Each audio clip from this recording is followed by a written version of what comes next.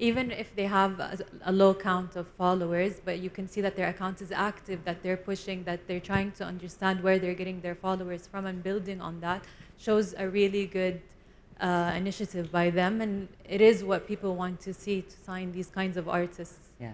Also, I'm just going to say, I think it comes a lot more natural to the younger generation to be active and to be using it as like a shop front. They're just constantly on it. I think for certain generations, I've been in this industry for 27 years now. So, I came from posters, flyers, mixtapes, that kind of way of promoting yourself, and that was much harder work. But, now the kids are, they're just so on it with their, with their daily posts, with their stories, with their everything like that. So, it's very rare that I find somebody with 2,000 followers or whatever. It's usually way more than that, and they do usually get on with it. And like you said, authenticity is key. I think that you can't fool the kids. They know when you're being a bit fake, or it can turn into Instagram, when it's like a bit ick, so that's important, is to keep your true identity, really. Hi, everyone. Hello. Hello. Welcome to the first day of XP Music Futures. I'm Mahal Nabawi. I'm the managing editor of Billboard Arabiya. Billboard Arabiya is a media and entertainment platform specializing in all things music. We are a franchise of Billboard, and we've launched so far in our year, about a year now, we've launched several IPs, including 10 charts, 12 covers, the 40 Under 40 list, and we're gearing up for what is our biggest event, which is the Billboard Arabia Music Awards on the 11th. Yes, and some of our lovely team is here. So as a platform dedicated to celebrating voices, talent, and creativity of artists across the region and beyond, we understand the transformative role that social media shapes in our music industry today. Social media isn't just a tool, it's a stage, it's a microphone, and it's a testing ground for artists. From uncovering hidden talents in unexpected corners of the world to redefining how artists connect with their audiences, social media platforms have reshaped the traditional pathways of discovery and fan engagement. Today, with our lovely panelists, we will be exploring key questions. How does the artist stand out in this crowded, fast-paced digital space? How do labels adopt innovative support to their artists? And what lessons can we learn from artists who have mastered fan engagement, authenticity, and community? So I will go ahead and have every one of our lovely panelists introduce themselves and the work that they do. Assalamu alaikum, everybody. Thank you for coming. My name is Tristan Dacuna. I'm an artist, as in a DJ, a producer. I also own 3 independent record labels. I'm about to start 2 more this year as well.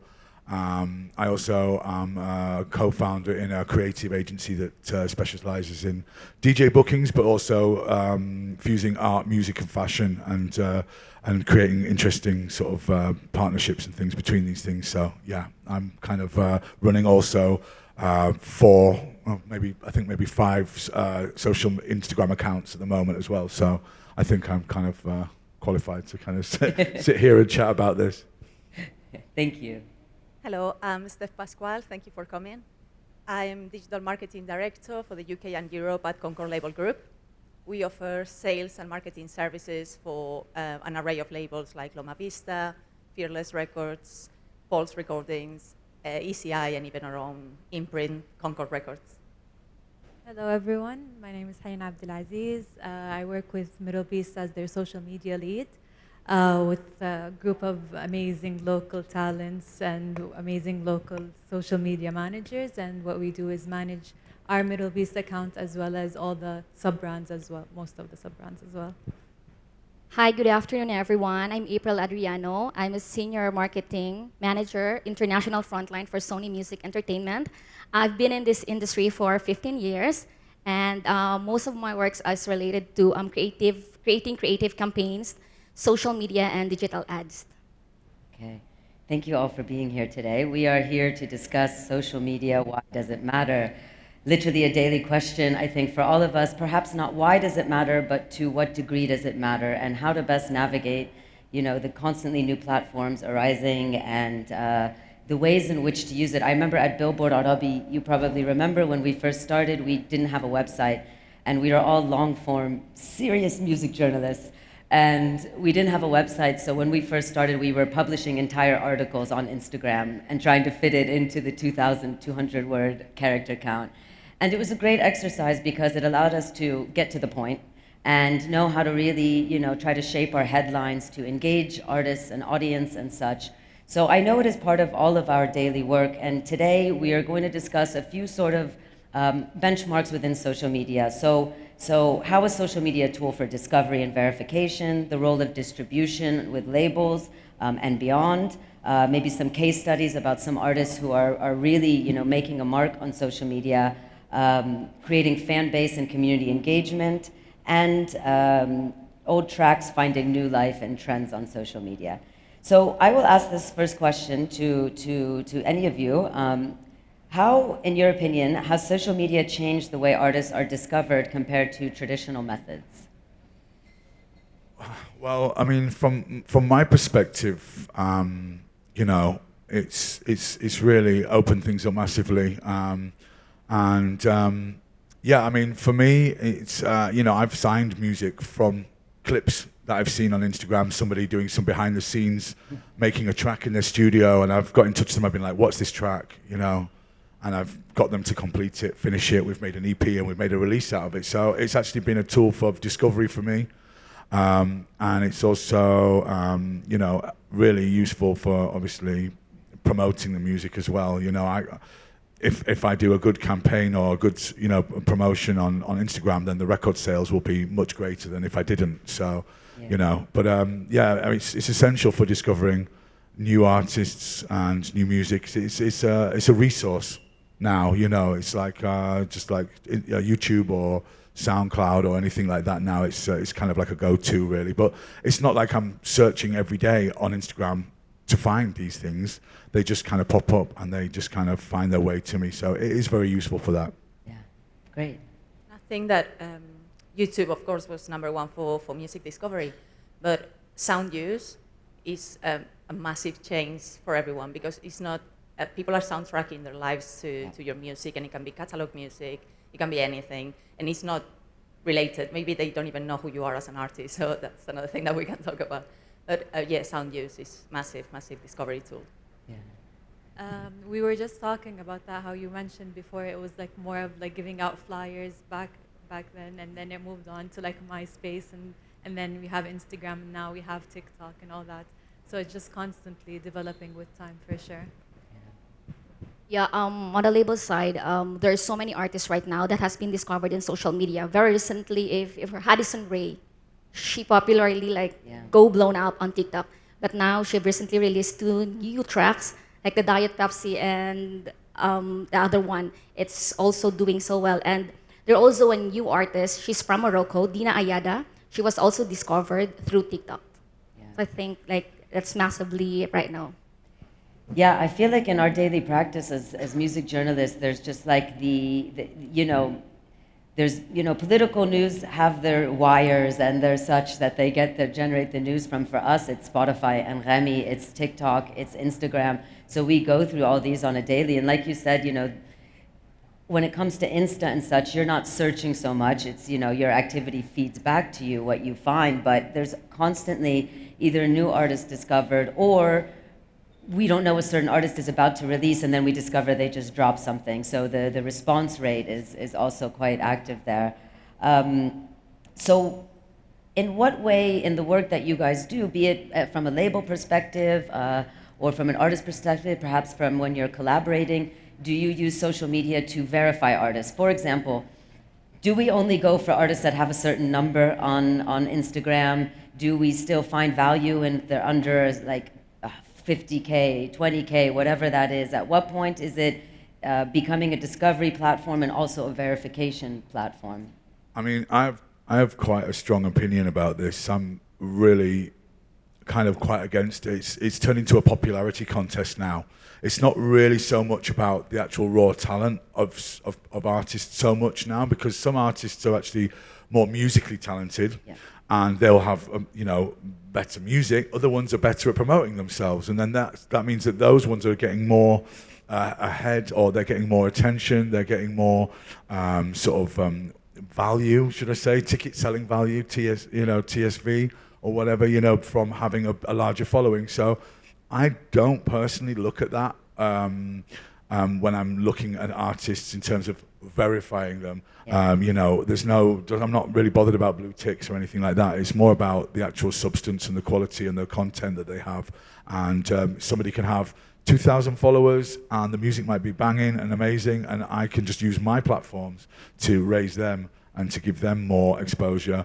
And for me, it's actually more exciting to find these ones that haven't got that kind of like following, and that they are more sort of undiscovered, and these little pieces of diamonds in the rough, so to speak. And that's more appealing to me as somebody who is looking for talent, that I can build them. Obviously, for bigger labels, for bigger, organizations, it's more attractive for them to have the work already done, the big followings, all that sort of stuff. It's going to make it easier for them to sell stuff, But for me, I come more from an artistic art perspective rather than the business perspective, So that's where I stand on that. Okay. Yeah, I cannot really speak for Concord A&R department, of course, but I do think that labels want to see that the artist is making an effort and they understand the language of socials. So bigger numbers, maybe for mid-level labels, because big labels are going to be able to put money in a project and invest in that artist and make those numbers big anyway. But yeah, at that indie label level, you want to see just an effort on the artist side, really. Yeah, for sure. I agree with Steph about this specifically. Even if they have a low count of followers, but you can see that their account is active, that they're pushing, that they're trying to understand where they're getting their followers from and building on that, shows a really good initiative by them. And it is what people want to see, to sign these kinds of artists. Yeah. I think also that people want to see if you are authentic on your social media platform and you are always true to yourself in there. Yeah. I think that's a really good point as well, because I think that also, I'm just going to say, I think it comes a lot more natural to the younger generation to be active and to be using it as like a shop front. They're just constantly on it. I think for certain generations, I've been in this industry for 27 years now. So I came from, I was saying to Haneen that it was, I came from posters, flyers, mixtapes, that kind of way of promoting yourself, And that was much harder work, but now the kids are, they're just so on it with their, with their daily posts, with their stories, with their everything like that. So, it's very rare that I find somebody with 2,000 followers or whatever. It's usually way more than that, and they do usually get on with it. And like you said, authenticity is key. I think that you can't fool the kids. They know when you're being a bit fake, or it can turn into Instagram, when it's like a bit ick, So that's important, is to keep your true identity, really. Yeah, I also think that maybe I'm a bit old school, and I know in our region, in the Arab world, with exception to, the great work that Middle Beast is doing, and, we're seeing many events pop up, but if we're talking specifically about emerging, someone sounds like one thing on Instagram, but I still want that extra layer of hearing this person live, and even if it's not hearing them live, at least hearing them in some sort of jalsa or some sort of online performance to say, okay, are you just having a really great high production value in the music that you're recording, but how do you actually sing, For sure. And you know how whenever people come up with a brand, they're like, how can we humanize the brand? But when you're an artist, you are the brand. So how do you humanize yourself? How do you present yourself as the authentic person, so people feel like this is the actual person that is performing on stage, rather than them having two different personalities, which comes through. Yeah. Absolutely. I think that the first thing that artists need to understand as well is that it's not just about music. If you're just trying to sell to your fans all the time, they're getting tired. They need to know you as a person. And when an artist comes to me and it's like, I've got nothing to say, I've got no album or no tour, it's like, now, like the most interesting content happens out of campaign. Yeah. Yeah, and in addition to that, I think artists also need to be engaging. Yeah. Yeah, they cannot just like look at their social media, scroll it. That time to time, you also need to reply, to comment, to react to your followers, because I think that's the way where they can feel that he can feel me. Yeah. So I feel like you answered my next question, which is a question I get a lot about: how can emerging artists effectively position themselves to be noticed by the industry? And I think we addressed a few of those things. Be authentic, be engaging, and really communicate with your fan base, but also let your voice be heard behind just the memes and the singing over your music. Like really let it be heard. I don't know if there's any other points that you guys would have for emerging artists to get noticed by companies like yours.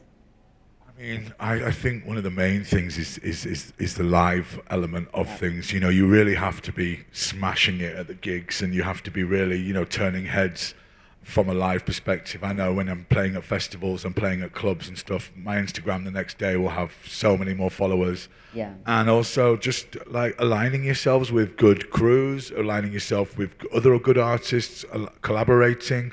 If you can, with maybe more established artists, is a really good way to kind of boost yourself. And obviously, getting signed to a good label is a really helpful. But yeah, I think also just engaging quite a lot on posts and just being active within the scene. It's like, it's just you got to be in it to win it, sort of thing. I think that's the way to do it. Yeah. Anyone else? Okay. All right, so moving on to distribution and how these social platforms are playing a role in music distribution, and the role of the label in light of social media. So how do labels help artists leverage social media to maximize their reach? And to what degree is the artist involved in their social media presence? I do think that is the responsibility of the label to enable an artist to make their lives easier when it comes to social media and not just provide the assets they need to post when a new single is out. So I think it's important that the label digests the information that they're getting straight from the platforms, from Meta and TikTok, and try to make it easy for the artist to understand that. And it's like, this is what I mean with this is how it's going to work for you with the type of content that you post. I think that's important that they have that role as well. Yeah. I mean,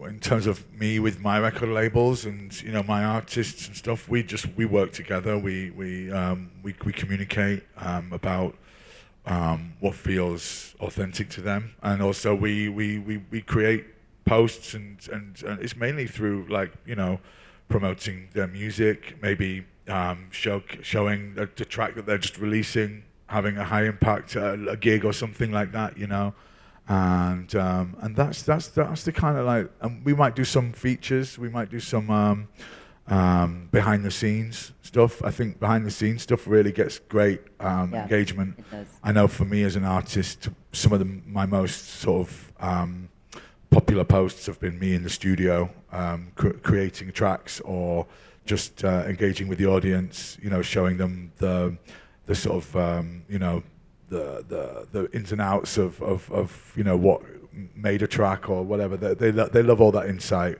Yeah. And that can really help. And that can all be used by the label, by the artist.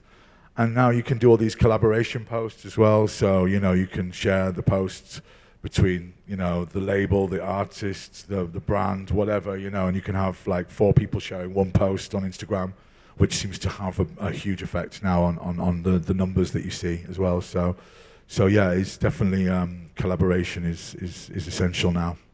Yeah, I'm happy you bring that up about collaboration and the BTS. So in our work with labels, or be it if we're working something with Spotify or Remy and they've put on a great activation, getting that BTS material, our audience loves it. They really want to see how these things are cooked in the kitchen and not just see the finished product, So I think anytime anyone's producing something, a new track, like for us at Billboard, it really helps to get that BTS to give that more intimate look into the making of that music. I think it goes into that what we were just talking about, humanizing it as well. When they can actually see the human making it, or doing it, or singing it, or pressing the buttons, or whatever, it just kind of brings it more to life and makes it a little bit more adorable, or lovable, or relatable, should we say?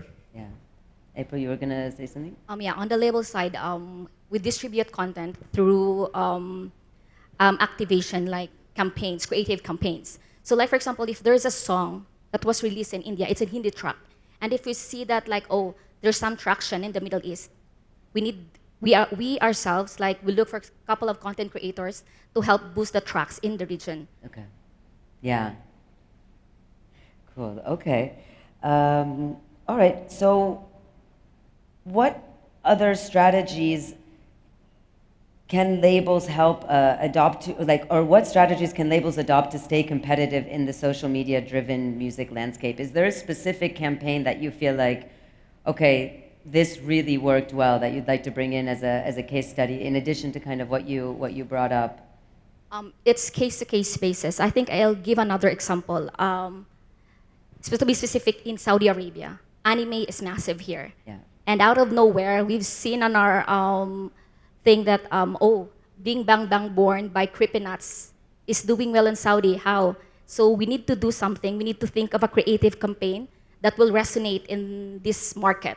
Yeah. So like, for example, we need to get a lot of anime fans, create contents around it, or you know what, reactivate those kind of content that is doing so well, like dancing kind of thing, anime videos.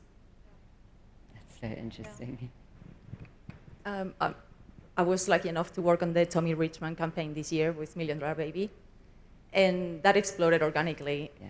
And what do we do? Like, it was in a matter of days. We had a plan ahead. We saw the territories where it was trending the most, what to do. Southeast Asia was massive, like you said, creators on those territories. So we work on creator campaigns, seeing what kind of content was trending using the track, so feeding that and leaning into that kind of content. And of course, he's not a TikTok artist, that's all. He's got an incredible catalog. So what we wanted is to drive people back to the catalog. And all advertising, whatever we could, we would use Million Dollar Baby, but driving back to the catalog. And also commissioning some content creators to create pieces around the back catalog of Tommy Richman, and just getting people to engage with the artist, not just with the TikTok track. Yeah, it was a great campaign. Yeah. It also reminded me of when I think Instagram's or it was Snapchat, I don't remember, but when they launched the Ed Sheeran Shape of You, it was a filter, and I think it was like the first time that they added a track on a filter, and it went viral. I think it was a Snapchat, but it went super viral, and it was such a cool way that his label decided to do that in collaboration with the social media platform. And it's something as well, like we've always tried to do whenever we have filters for any events or whatever, then we use our Middle Beast Records tracks and stuff like that. And it's just such a nice way to market the track, but in a fun way. Yeah. One of the most interesting sort of, if you want to call it a campaign that we've done is using our Patreon, which we have a lot of followers, and also Instagram as well. And we create sample packs. So we create specific sample packs with sounds in them for producers and artists to use for themselves to create new music within a certain kind of theme, or make a house track or something. And this has been really, really popular for us. We've discovered so much new talent through this as well. You know, we open it up to any budding producers or any artists, regardless of how many followers or whatever they've got. And we've actually found some really incredible artists, some really hot new talent, all just through offering some sounds for them to work with. And then we've done online panels discussing the music, and live things on Instagram and stuff, and they've been really popular. So that for us has been really amazing to see. Obviously, the Patreon subscriptions have gone way up through that, and also the following, and it's kind of gives a lot of hope to the young producers as well, that they can have a chance, an opportunity to be signed to a label like ours that they admire or that they like. So that's been really good for us, and it's opened up a lot of doors for a lot of young talent as well. Yeah, and I think we've discussed a few of the case studies, but I'm also wondering from a regional perspective, any artists that you feel like have really, be it on your label or not, that have really caught your eye from the work they do on social. For me, in my perspective, I see what Eliana is doing and how she's constantly engaging her fans. I see what Mishal is doing and just maintaining a presence, and just, you really see his love for his songs and the way he just keeps performing them in these different settings. I know Ayed, he started on Snapchat, right? And then now he's become one of, the leading voices for modern contemporary Saudi music. So we're really seeing so many artists not just get their break through socials, but also maintain a great fan presence through it. So I'm wondering if there's any other artists that have caught your eye or that you feel we should keep an eye on, or if there's someone in the audience that is an emerging artist that's like, okay, what the heck do I do with my socials that we can provide as a reference? I think, for example, with Mishal, what I really liked is that when he started off his account and everything, he gave like the nickname, my chicken nuggets or whatever, and then it caught on, and then that's what he called them, just like Taylor Swift and her Swifties, and Justin Bieber and his Beliebers and stuff like that. So I think engaging with your audience, especially having that unique background of being like a regional artist where he lived outside and then he came back and he brought his knowledge from outside, so he had that story to build on. For as an artist here, you have that a very unique background and something super special to talk about. So it's a beautiful story that people, an artist, can talk about all the time, and people will react to that story. I think he's brilliant. I didn't know him, but I had a look and it's like, wow, he's fantastic. And I would say start local when you start posting, because the algorithms, especially TikTok, will serve local content first. So it's super important that you grow the fan base here first. And then there is always time to do covers or collaborations. One Republic, he did a track with, I think? Yeah. Okay. Yeah. Brilliant. So I have, for example, an artist called Bloodywood from India. Big in India, but it's metal, so metalheads like them everywhere. And now they are doing a collaboration with Baby Metal from Japan. This is a perfect combination, and they are reaching out both fan base in like globally. It's great. Yeah, and I'm happy you bring up this idea of the fan armies. I'll go back to the collaboration, but the fan armies, because I think in our region they're very underestimated or under-discussed, but you know, we really see it in the K-pop world, right? Like the armies are real, and you see it with the Swifties. In our region, we see it with Ashami, we see it with Toto, we see the incredible engagement that each of the artists get. And I think there's a way that, you know, to try to empower these armies more, you know, and bring them into the spotlight more. Yeah, for sure, because at the end of the day, they're the ones who are going to follow you around. They're the ones who are going to book flights to go see you because they're extremely loyal.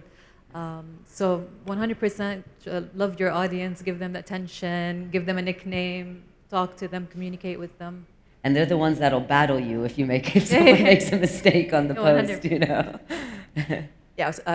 I love fans. I was a music fan first, so I love to feed those fan bases. And I think it's super important to get to know them well. Do a Discord, create, be on Reddit as well, see what they're talking about, what other bands they like. Maybe you can do collabs as well and or remixes, and overserve them and try to do something special for them. It can be physical items, it can be a broadcast channel on Instagram, easy enough. So just so they do feel special, you're delivering to them. And in addition to that, I think you organize fan meeting, like, you know, exclusive fan meeting for your fans, because that's the best way to get their feelings, you know, communicate with them, be personalized with them. I think that's the best one. Yeah, that's a great idea. So when we're looking at, you know, right now, being an artist is not just being an artist. Being on one platform is not enough. You have to be multi-platform. So when you're giving advice to your artists, do you have them focus on one platform, or are they going across platforms? What priority do you give to each platform? Is it a case by case? I think as an artist, you don't need to be in each and every platform. Find a platform where your audience is the most active. And yes, from there on, always think that, always create a content which the strength of that platform. It regardless if you are on TikTok, Instagram, Snapchat, YouTube Shorts, make sure that the content that you create is the strength of that platform. 100% what April said. The problem is that people think when they go on socials, they just need to like activate all their social media accounts and just apply the same strategy to all of them, which is not right, because the target audience of every single platform is completely different. The age group, the demographics, everything. So having a strategy for each platform that targets the people you want to talk to and you feel would talk back to you is so much better and much more effective than just being everywhere and just not making sense. Yeah. You know what I mean? Yeah, by all means, save your handle on every new platform that comes up and just keep it active with promotional assets, new asset, tour coming up. But like you both said, just play to your strengths and whatever comes in naturally. If you're good in front of the camera, a bit silly, then go for TikTok. If you're highly produced long-form videos, maybe you want to talk about your guitar gear and do walkthroughs of the guitar pedals, then you can go on YouTube. But yeah, definitely prioritize. Yeah, I mean, it's a classic case of jack of all trades, master of none, isn't it? You know, you try and spread yourself too thinly. I personally, I'm just concentrating on Instagram and TikTok. That's where I find my sort of energy flowing mostly, and most of it flowing back, which is great. But obviously YouTube is fantastic as well. You know, that's really still one of the, you know, really great tools to use for many different things, and can be used in many different ways as well.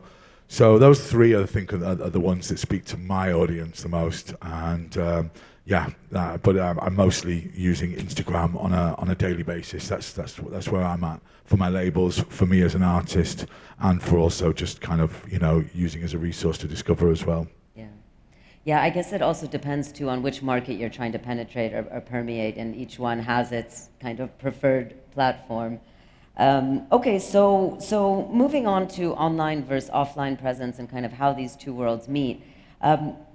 Perhaps you can share an example of artists who have successfully translated their online presence to help build traction or success to a live event. I mean, you know, I mean, two in the sort of house music world, you could say. I mean, look at like Peggy Gou, look at, you know, Honey Dijon. You know, they've been very active on the social media, and now they're selling out huge shows now. People like Fred again as well, who's obviously not really in my world of music, but, you know, with Fortet, Skrillex, and they're doing these drops where they'll announce a show the night before, and then it'll be packed out with like 20,000, 30,000 people, you know, in stadiums and stuff. So I think they've managed to translate and build a huge fan base through their social media, and then obviously that's translated into the actual foot flow at the gigs as well, which is obviously how they make their money, you know. So yeah. I think we were at Concord. We were mind blown by the tour sales of Chase Atlantic, because it's a band that has been around for a bit, and they've got enough followers on Spotify and on Instagram. But tour sales were insane, and never underestimate the audience. This audience is very young, female, and they are very spread out, and not all of them follow them on Instagram or Spotify. It's more Reddit and other channels that are not visible to us. So it's been incredible. Yeah, for sure. When you look back at it, Justin Bieber was found on YouTube, and then now the same thing. If he books a concert, it's packed. The Weeknd also on YouTube. Calvin Harris from MySpace, and all of those MySpace. So all of those fully packed. So everything you do on social is going to translate in person. It's going to show if people are going to show up or not. So it's super important for sure. I think in addition to that, like the online and offline. Online is crucial nowadays, but we need to always think that offline gives the best experience to our fans. So in this online and offline, collaborate and give your fans an experience. I think that's the true magic for the artist. Yeah. And I also wonder, like, I know as a publisher, you know, there's a very minimal conversion from Instagram to website, but I'm also wondering now with when you're organizing a tour, when you're organizing a concert, how much of that energy is dedicated to just socials, or are the traditional platforms still SMS marketing and actual billboards, and you know, has it now just completely dominated the marketing efforts of live? I think so. Yeah. I think if I'm promoting a night or a party or anything, I mean, it's usually just mostly the energy is put into social media, but then things like, you know, your Telegram groups and things like that for your like hardcore fans, you know, they get the first pick, they get the first drop, you know, they get the first sort of, you know, whisper of what's happening. Yeah. Those kind of things really, you know, help build like a core following, you know, that feel a little bit more special because they've got this kind of like, you know, little advantage against the general public. But yeah, most of the time it's just, you know, I don't bother printing posters or flyers or anything like that anymore now, or even magazine adverts. Really, it's just mostly Instagram or social media. Yeah.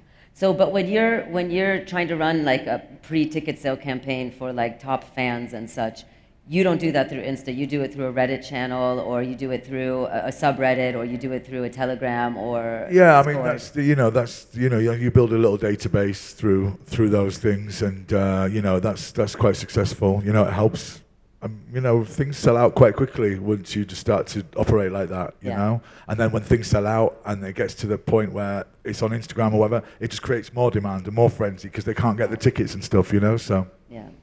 I was going to jump in because I think it's important that we are talking about building up a fan base on socials, but always have email addresses and phone numbers, please, because that's something that you can actually keep using on and on. I know that some people were very disappointed with Instagram, changed algorithms, and suddenly they get no reach. And it's like, well, you don't own this platform. Yeah.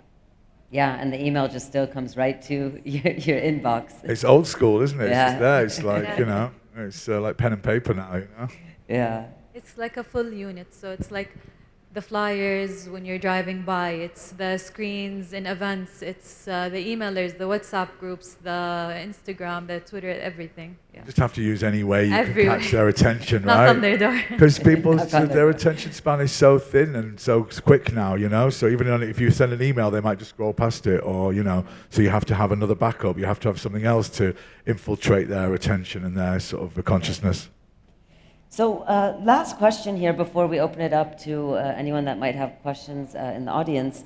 So one thing we've talked about that we talked about back there was about, different trends on social media. And one thing that we've all been noticing is this sort of catalog music finding new life through things like TikTok, for example, like Shireen Abdul Wahab, even when she hasn't been releasing music, her songs are still, topping it on TikTok. So I was curious to also have your input on catalog music, how it's finding new life, and any other trends that you're catching.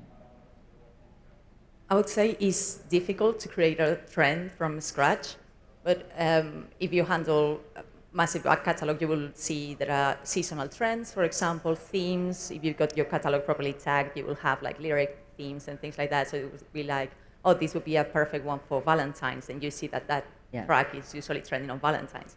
So you can lean into that and get in touch with creators and get that trend to actually move forward. Yeah. Yes, for catalog, I think one of the best thing is, like you've mentioned, social media give new life to catalog music. So there are songs like 2015, 1980s, like this Gen Z always bring this into the table. This Gen Z doesn't even know they don't care if that song was released on the 80s, 90s, or whichever date is it. As long as it's pleasing on their ears, they're the one who drive this trending thing. I think one of the example very recently is Makiba by Jane. It was released in 2015. Then someone just started a trend. It goes viral. Then suddenly, after a week, like how many? 5 million creations, 9 billion views. Then the good thing about it resonates. People start streaming it. People start shazamming it. And the moment they shazam it, so then by default it was converted into streams. Yeah. Then it went up global chart, and on every market, like I think a lot of markets, it was charting. Yeah. Yeah. Yeah, I mean, good music is good music, and old stuff, it's kind of timeless, and it doesn't really have a sell-by date or anything. So it's just all a game of chance, really. You might just have that person that's got a big following that uses the track and just makes it go viral. There's no formula to it, really. You can't really sort of like, create these things. They just happen, and it's wonderful for the artists who may have been forgotten about, or they didn't really get paid at the time for that track, and now they're getting a whole new lease of life, a whole new career out of it. So it's really positive when that happens, and I love to see it, and I love to see the younger generation embracing the old music and going, oh gosh, that's where that sample came from of that new track that I really like. They used it from an old track. You know what I mean? So there's lots of that goes into it as well. But like I said, the cream always rises to the top, and good music's just good music. It's timeless. Yeah. Okay, thank you everyone. I hope Thank you. everyone enjoys their XP experience. Thank you. Thank you. Thank you everybody for coming. Thank you. Thank you.